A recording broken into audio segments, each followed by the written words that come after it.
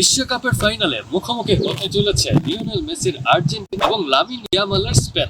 বিশ্বকাপের সেমিফাইনালে ইংল্যান্ডকে হারিয়ে আর্জেন্টিনা উঠে গেছে বিশ্বকাপের ফাইনালে। অন্যদিকে বিশ্বকাপের সেমিফাইনালে কিলিয়ান এমবাপ্পের ফ্রান্সকে হারিয়ে স্পেন উঠে গিয়েছে ফাইনালে।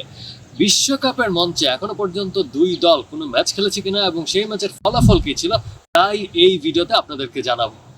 বিশ্বকাপের মঞ্চে এখনো পর্যন্ত স্পেন এবং আর্জেন্টিনা এই বিশ্বকাপের ফাইনালের আগে একবারই মুখোমুখি হয়েছে। সেই ম্যাচটি হয়েছিল 1966 সালের বিশ্বকাপে। এবার চলুন দর্শক মন্ডলী আপনারা গেস করুন সেই ম্যাচের ফলাফল কি হয়েছিল, সেই ম্যাচে কে জিতেছিল, স্পেন নাকি আর্জেন্টিনা? আর্জেন্টিনা সেই ম্যাচে জিতেছিল 1966 সালে সেই ফুটবল বিশ্বকাপে, যেটা ইংল্যান্ডে হয়েছিল। 13 জুলাই 1966 সালে সেই ম্যাচটি হয়েছিল বার্মিংহাম স্টেডিয়ামে। সেই ম্যাচে শেষ পর্যন্ত স্পেনকে 2-1 গোলের ব্যবধানে হারিয়ে আর্জেন্টিনা উঠে গিয়েছিল পরবর্তী রাউন্ডে। যদিও স্পেনের সেই বিশ্বকাপে যাত্রা প্রথম রাউন্ডে শেষ হয়ে গেল, আর্জেন্টিনা দ্বিতীয় রাউন্ডে ইংল্যান্ডের বিরুদ্ধে হেরে গিয়ে সেই বিশ্বকাপে তাদের যাত্রা শেষ হয়ে যায়।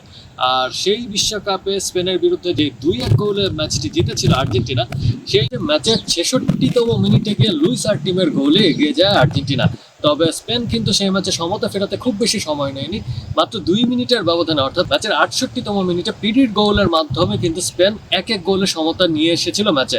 তবে শেষ পর্যন্ত ম্যাচের 80তম মিনিটে লুইস আর্টিমে আবার আরেকটি গোল করে আর্জেন্টিনাকে সেই ম্যাচে 2-1 গোলের ব্যবধানে জয় এনে দিয়েছিলেন।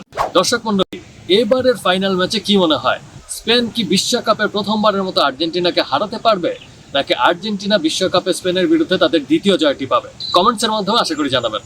সাথে থাকার জন্য ধন্যবাদ সবাইকে।